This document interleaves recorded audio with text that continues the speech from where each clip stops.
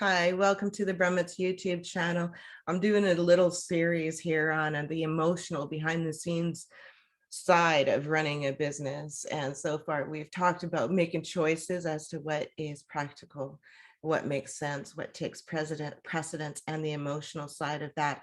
And then I also talked about the shut off problem as an entrepreneur, shutting off that brain, shutting off your thoughts, and giving yourself the time to refill your happiness bucket and recharge your energy batteries. Now, I also want to talk about the issue of working from home as an entrepreneur. As you can see, I work from home. You can see my dogs on the couch there behind me, probably. I think actually one is down here by my feet. And what I found as a homepreneur, because I work from home, those house duties never go away. You know, you look up from your office, the dishes are there. The laundry needs doing, the floor needs vacuuming, the lawn needs mowing or watering, gardens need harvesting, dogs need tending to, right? Recycling, composting, garbages, uh, all those duties that are around the house and more that we don't have time to list here. The meal making, the shopping, the menu planning, all that stuff that goes on with managing a home. And what often happens when you're working from home is you end up working the home. So for myself, the balance comes in because I have a difficult time sitting for very long periods. You'll often see me moving in these videos, and that's because I have a really hard time. I don't feel comfortable sitting in a sustained position or standing in a sustained position. There's lots of things that bother me physically due to a car accident I had a long time ago. And so to accommodate that, what I do is I will get up quite frequently, every hour, every 40 minutes, every couple hours, whatever the case may be. I get up and I'm multitasking. I'll change the laundry over, I'll do some dishes, I'll bake some cookies, something like that. While the cookies are in the oven, I'll come back to the office and take care of some emails, you know, those kinds of things. So I'm often going back and forth. A lot of the activities in maintaining a home, as you probably know, are timely, meaning if you need to water your lawn, you have to water it during watering days, during watering times that your city allows, that your community allows.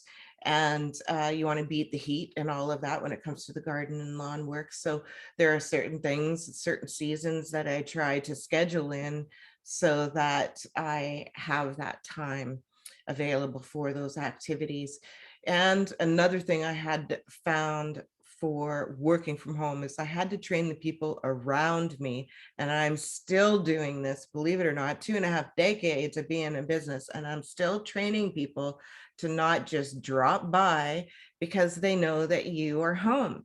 They might be doing something really kind and thoughtful, like dropping off a beautiful gift or a bouquet of flowers or something wonderfully thoughtful, but it interrupts your workday. It interrupts your thought process. You might be doing a live interview. You might be with a client, you know, either online or in person. The dogs are barking. Someone's at the thing. The doorbell's ringing. Everything is disturbed because they came by. So training the people around you is really important. Unplugging the doorbells maybe could be a really good idea, turning them off, turning them on silent, your phone as well, do not disturb, on silent, all that kind of thing during your work hours or while you're having meetings or any of that, interviews. Also, you may want to just go ahead and put a sign on that gate that says, do not disturb, live interview in process, or something like that. Do not ring doorbell, you know, something like this, so that people do not bother you like a delivery person or a solicitor. I have a sign on my gate that also says no solicitors. Sometimes they listen, sometimes they don't. But it is helpful when I'm doing live interviews if I run out there and put my sign out there. My sign has actually been destroyed. I have to make a new one, and I'm hoping to get this one in better shape, a thicker, stronger one, get it made down at the local sign shop instead of like a home printed laminated one, because it just didn't last as long as I was hoping for in the, being exposed to weather and what have you. So these are some issues that I have faced working from home.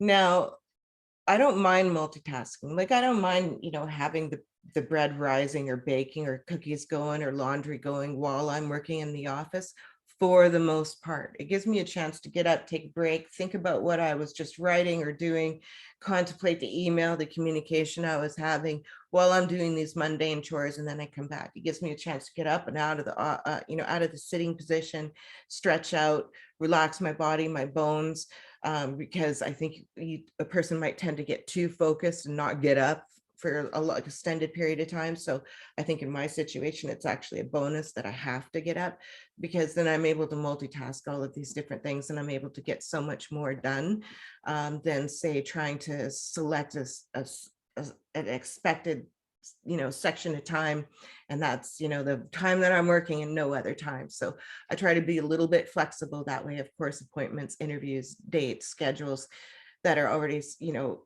according to a certain time of the day, you can't change those. But other than that, I try to be quite flexible in the office so that I can do all of this multitasking. So those are some of the challenges that I have found with working from home, and also working with some, physical issues as well. What are some of the issues that you've had from working from home? Do you share these same problems? Do you have other problems? Um, Go ahead and tell me about them. Reach out to me on social networking sites via those message centers. And you can also go to our website, which is brummettmedia.ca, and click on the contact from there, or leave a comment here. There's tons of ways for you to reach out and connect with me directly, and let me know what some of your thoughts are about the emotional side of running a business. If you have any questions, definitely pop them off my way. I'll do my best to cover them here or over on our blog, consciousdiscussions.blogspot.com. To learn more about us, look in that right up at the bottom of every video, and you'll see a link there. And that's like a bio link service. It'll show you all the most relevant sites online listed there. So a list of all the different sites, from our website to our blogs to our YouTube channels to our various Amazon pages, whatever. So hopefully you'll have a chance to check that out as well.